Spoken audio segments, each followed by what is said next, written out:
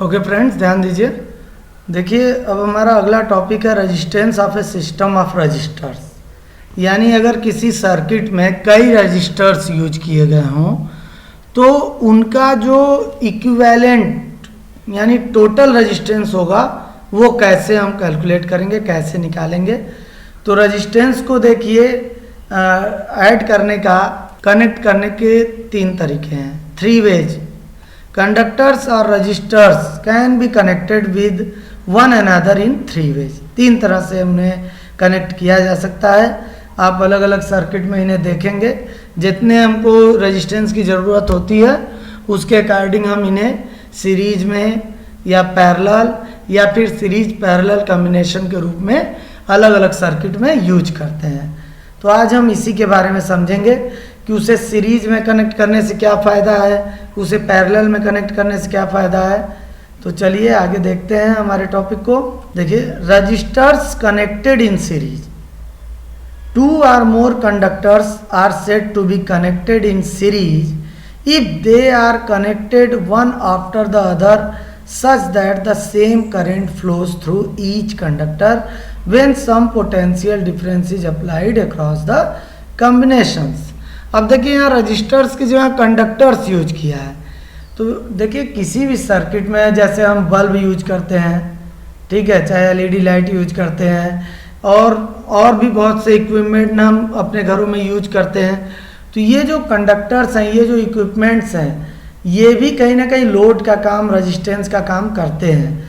Wire का resistance तो अपनी जगह पे है, लेकिन हम जो जो डिवाइस यूज कर रहे हैं कहीं ना कहीं वो एक रेजिस्टेंस का काम कर रहा है और वही हमारे एनर्जी को, इलेक्ट्रिकल एनर्जी को कंज्यूम करते हैं, जिसकी वजह से बिजली का बिल आता है। अगर ये सब कंज्यूम ना करें तो फिर एनर्जी खर्ची कहाँ होगी।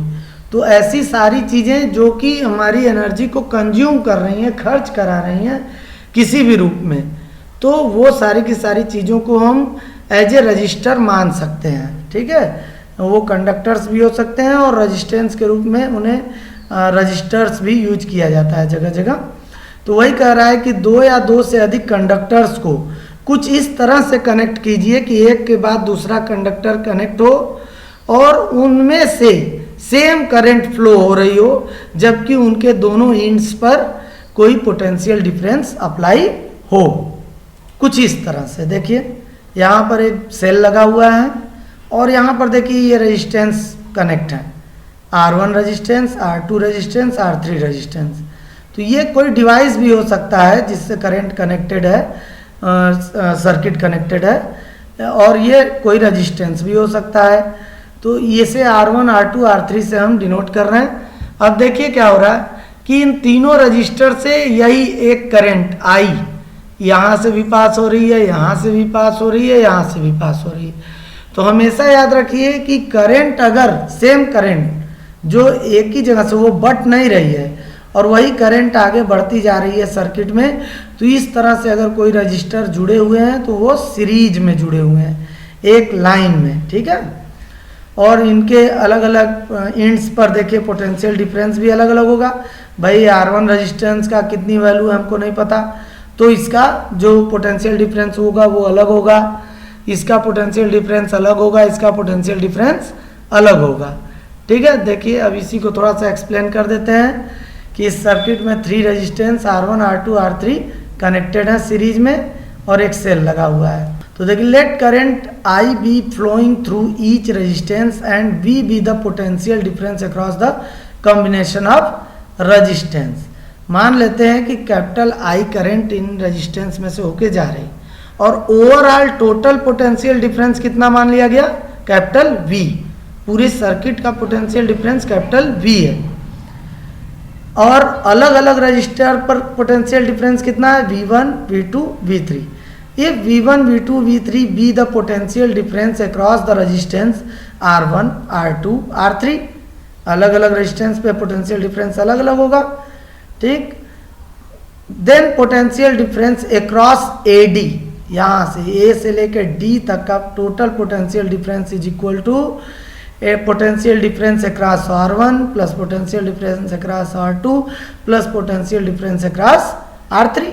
सही है, पूरे सर्किट का पोटेंशियल डिफरेंस क्या था, कैपिटल V, तो कैपिटल V हो गया। Total potential difference is equal to, वो पोटेंशियल डिफरेंस किसके बराबर होगा, R1 का जितना पोटेंशियल डिफरेंस हो, R2 पर जितना हो, R3 पे जितना पोटेंशियल डिफरेंस हो, तीनों के सम के इक्वल ही तो होगा।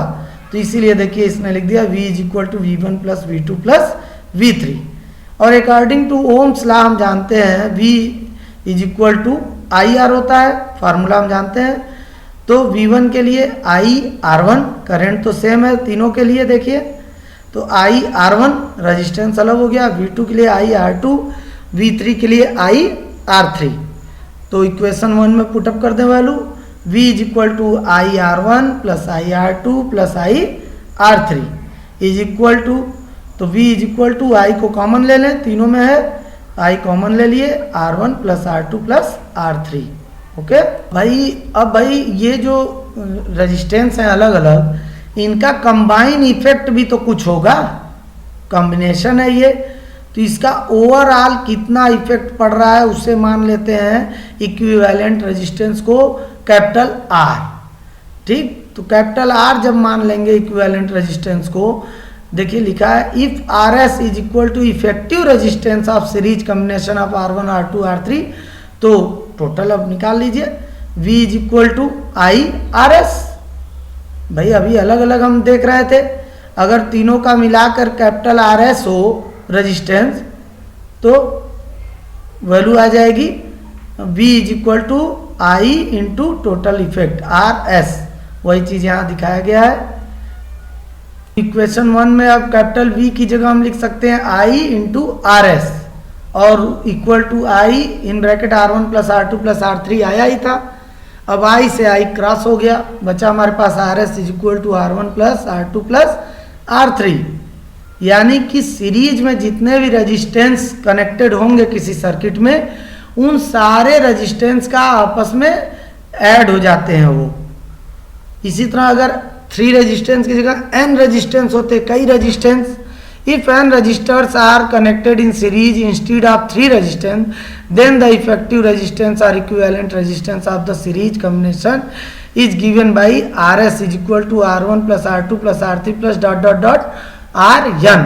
जितने भी रजिस्टर कनेक्ट होते सीरीज में, वो आपस में ऐड हो जाएंगे। This shows that the effective resistance of a series combination of resistors is the sum of individual resistance of the resistors in the combination।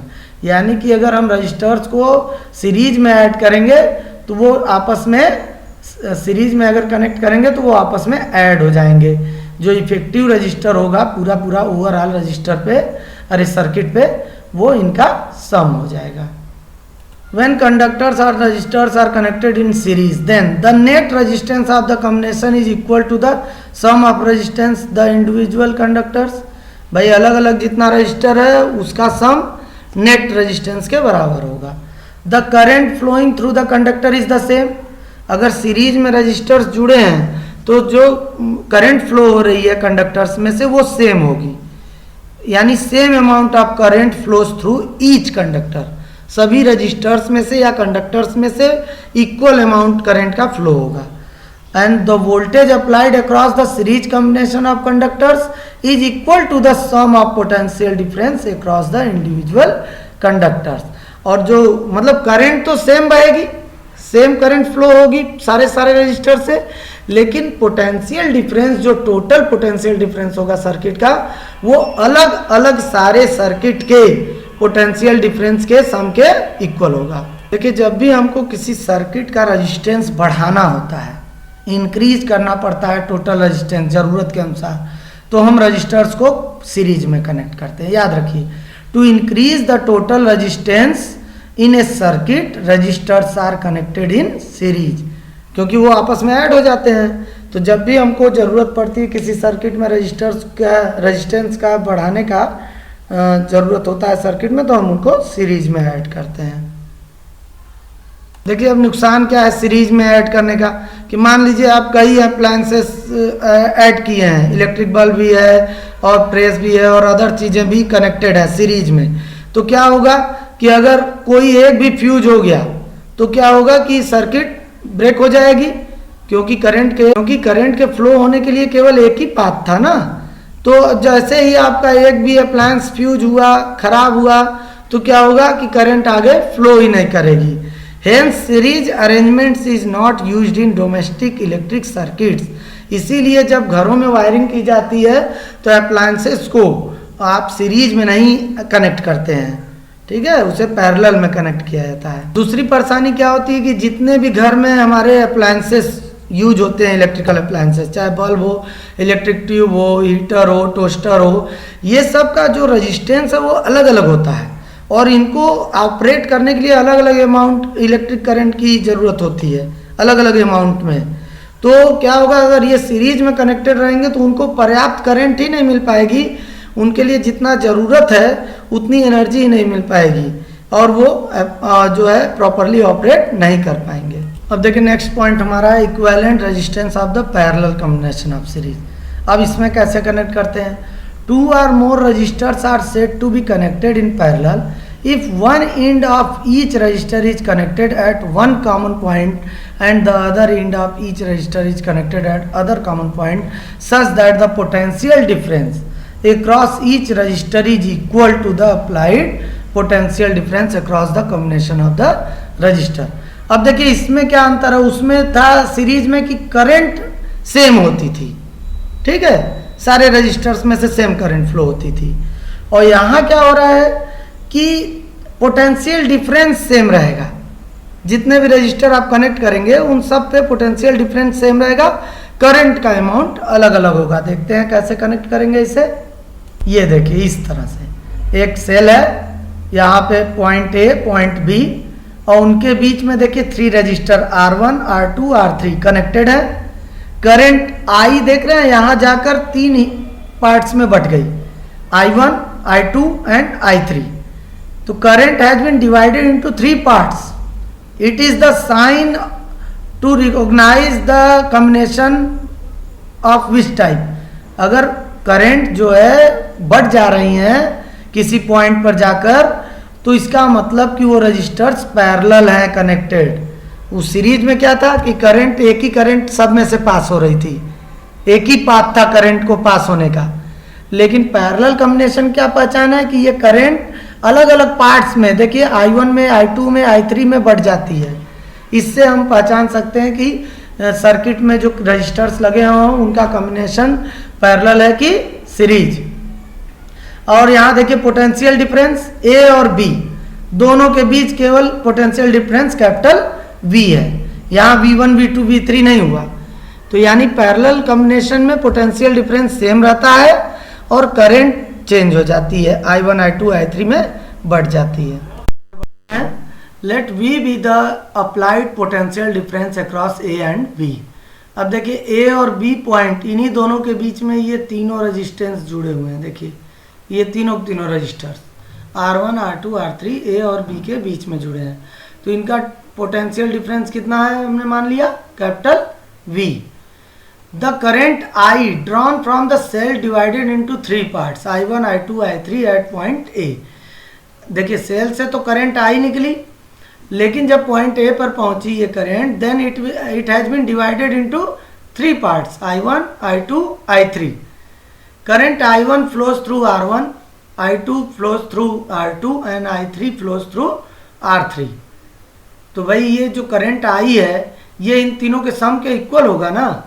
तो current capital I is equal to I1 plus I2 plus I3। तो देख लिए ohms law से हम जानते हैं formula V is equal to IR। तो इसे रीअरेंज कर दें, I is equal to V upon R। तो अलग अलग रजिस्टर के लिए हम अलग अलग करंट का मान निकाल सकते हैं। I1 is equal to V upon R1, I2 is equal to V upon R2, I3 is equal to V upon R3। V सभी तीनों केस में सेम है, बस I1 और R1 चेंज हो रहा है। तो अब इसको वैल्यू को पुटअप कर दें इक्वेशन 1 में, अभी जो ऊपर था I is equal to V upon R1 plus V upon R2 plus V upon R3। और यहाँ पे V कॉमन ले लें, तीनों में V है, कॉमन ले लिए तो 1 upon R1 plus 1 upon R2 plus 1 upon R3 मिल गया। मान लेते हैं कि जो इफेक्टिव रेजिस्टेंस है तीनों का R1 R2 R3 का, उनका मिला के RP से रिप्रेजेंट कर रहे हैं। RP is equal to effective resistance of the parallel combination of R1 R2 and R3। P denote कर रहा पैरेलल को, ठीक है। जब रेजिस्टेंस का पैरेलल कॉम्बिनेशन है तो उनका जो रेजिस्टेंस जो उसका रिजल्टेंट है तीनों को मिलाकर उसे हमने आरपी मान लिया। तो मिल गया ओम्स लॉ से I is equal to V upon R P, पूरे सर्किट के लिए ये फार्मूला मिल गया। वो तो पार्ट वाइज था R1 R2 R3 के लिए, और ये पूरे सर्किट के लिए I is equal to V upon R P. अब देखिए इस वैल्यू को इसमें पुटअप कर दें I की जगह, तो पुटअप करने पे देखिए वैल्यू पुटअप किया हमने, V upon R P is equal to V in bracket 1 upon R1 plus 1 upon R2 plus 1 upon R3, cut हो जाएगा, क्रॉस हो जाएगा V से V, 1 upon R P is equal to 1 upon R1 plus 1 upon R2 plus 1 upon R3। तो इसी तरह अगर और भी रजिस्टर जुड़े हों, कई रजिस्टर 3 की जगह पे n रजिस्टर्स जुड़े हों, तो उन सबको भी हम इफेक्टिव रेजिस्टेंस इसी तरह से प्राप्त कर सकते हैं। We can find out 1 upon R P is equal to 1 upon R1 plus 1 upon R2 plus 1 upon R3 plus dot dot dot 1 upon Rn। Equivalent or total effective resistance of a parallel combination of resistors is less than the least resistance of any resistor in the circuit। आपको जानकर हैरानी होगी कि जब registers को parallel combination किया जाता है तो जो रिजल्टेंट आता है उसकी वैल्यू इन तीनों में सबसे छोटी जिस रजिस्टर की वैल्यू होगी उससे भी कम आएगा, ठीक। इसीलिए रजिस्टर्स को तभी पैरेलल में कनेक्ट किया जाता है जब हमको टोटल रेजिस्टेंस डिक्रीज करना हो, कम वैल्यू प्राप्त करनी हो। To decrease the total resistance in a circuit resistors are connected in parallel. देखिए जब रजिस्टर्स को पैरेलल में कनेक्ट करते हैं तो क्या क्या ध्यान रखना है। The sum of the reciprocal of resistance of the individual conductors is equal to the reciprocal of the net और equivalent resistance of the combination, जो कि हमें ऊपर मिला। रेसिप्रोकल का मतलब 1 upon R is equal to 1 upon R1 plus 1 upon R2 plus dot dot dot 1 upon Rn। Different amount of current flows through different resistance. आपने देखा फिगर में I1 I2 I3 हर एक रजिस्टर से करंट की अलग अलग अमाउंट पास हो रही थी। A large amount of current flows through a conductor of low resistance. भाई जिसका रेजिस्टेंस लो होगा उसमें से ज़्यादा करंट फ्लो होगी। And a small amount of current flows through a conductor of high resistance, जिसका रेजिस्टेंस ज़्यादा होगा उससे करंट कम जाएगी। The total current flowing in such a circuit is the sum of the currents flowing through different resistance.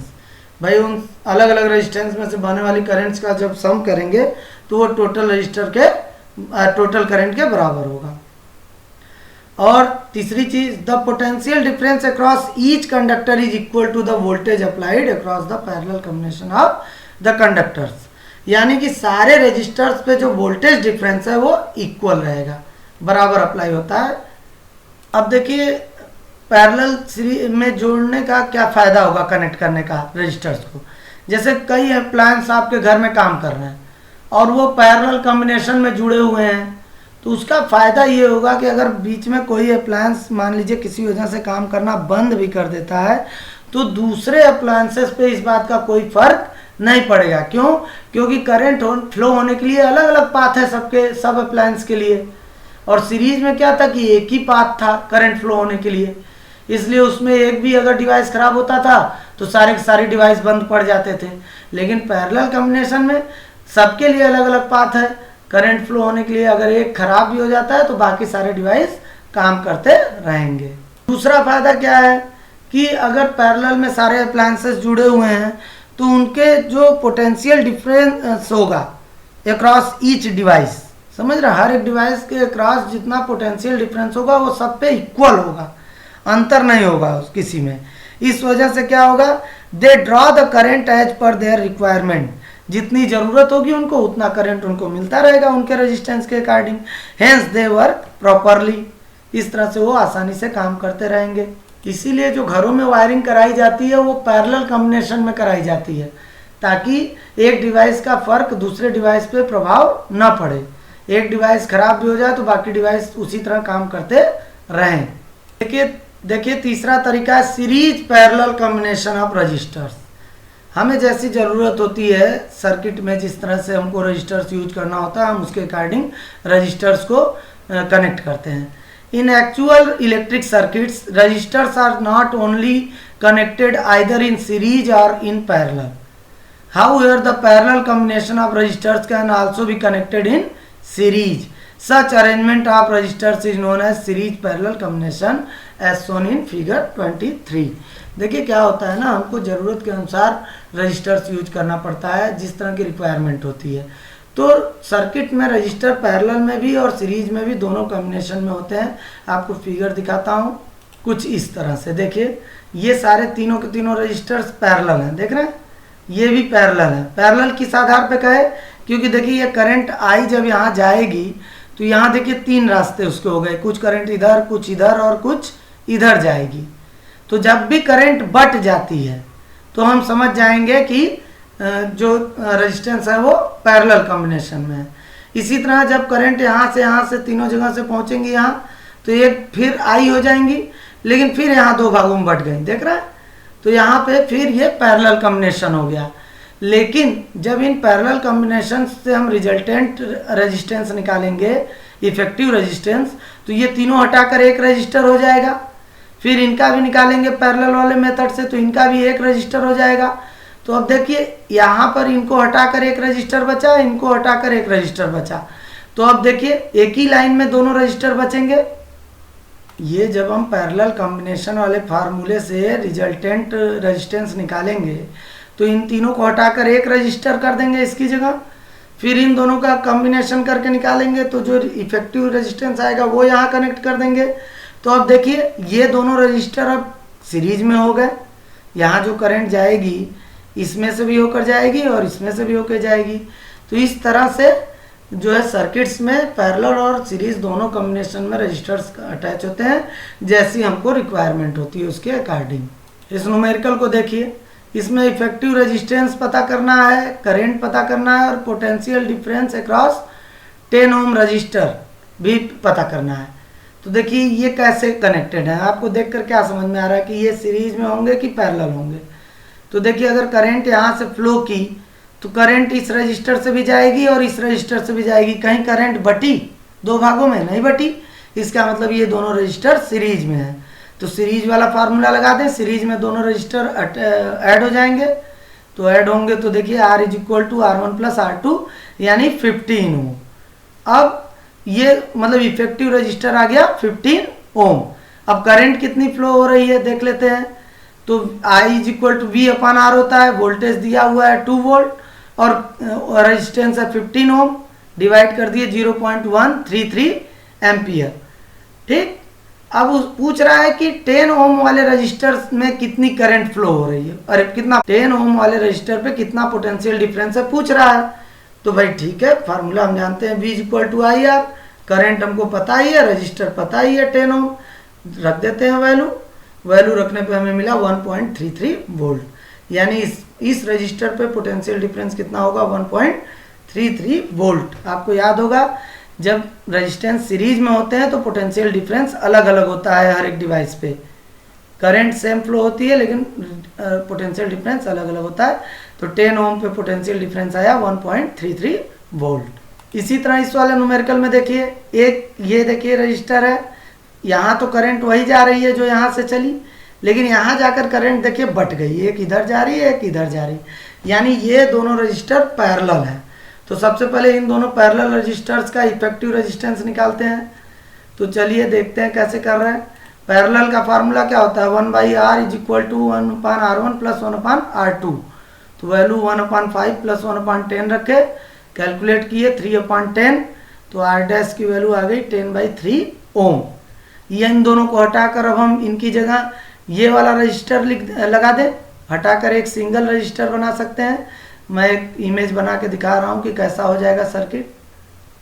तो अब देखिए हमारी सर्किट ऐसी हो जाएगी, इन दोनों को हटाकर इनकी जगह हमने 10/3 ओम लगा दिया। तो एक ये देखिए ये 7 ओम वाला रजिस्टर और ये 10/3 ओम वाला रजिस्टर। अब देखिए ये दोनों में से जो करंट फ्लो होगी यहाँ, तो इसमें से भी वही करंट जा रही है, इसमें से भी वही करंट जा रही है, यानी ये दोनों सीरीज में है। तो अब सीरीज वाला फार्मूला लगाया जाए। सीरीज में क्या होता है, इफेक्टिव रजिस्टर का formula R is equal to R1 plus R2। तो ये देखिए ऐड कर दिए, R is equal to 7 ohm plus 10/3 ohm आ गया 31/3 यानी 10.33 ओम। ये पूरी सर्किट का रजिस्टेंस आ गया। सारे रजिस्टर को हटाकर अब हम ये रजिस्टर दिमाग में रखेंगे कि टोटल इफेक्टिव रेजिस्टेंस इतना हो गया सर्किट का। तो करंट पूछ रहा है I is equal to V/R। अब V की वैल्यू दी हुई है हमको, तो हमने वैल्यू रख दिया 6 इंटू 3/31 वैल्यू रख दिए। वैल्यू रखने पे हमें मिला 0.58 एम्पियर करंट मिल गया। अब 7 ओम वाले रजिस्टर पे कितना वोल्टेज है, तो formula V is equal to IR होता है। I मालूम हो गया, रजिस्टर और 7 ओम मल्टीप्लाई कर दिए, आ गया 4.06 वोल्ट। यानी कि इस पे 7 ओम वाले रजिस्टर के क्रॉस कितना वोल्टेज हो गया, 4.06 वोल्ट। उम्मीद है आप लोगों को ये चीज़ समझ में आ गई होगी बहुत अच्छी तरह से, कैसे रजिस्टर कंबाइन होते हैं, कनेक्ट होते हैं, क्यों पैरेलल कम्बिनेशन करते हैं, क्यों सीरीज कम्बिनेशन करते हैं। तो अगर आपको वीडियो अच्छा लगा हो, समझ में आया हो, तो प्लीज़ उसे लाइक करें, शेयर करें, कमेंट करें, और यदि चैनल को सब्सक्राइब नहीं किए हैं तो ज़रूर कर दें ताकि आपको और भी वीडियो मिलते रहें। Thank you.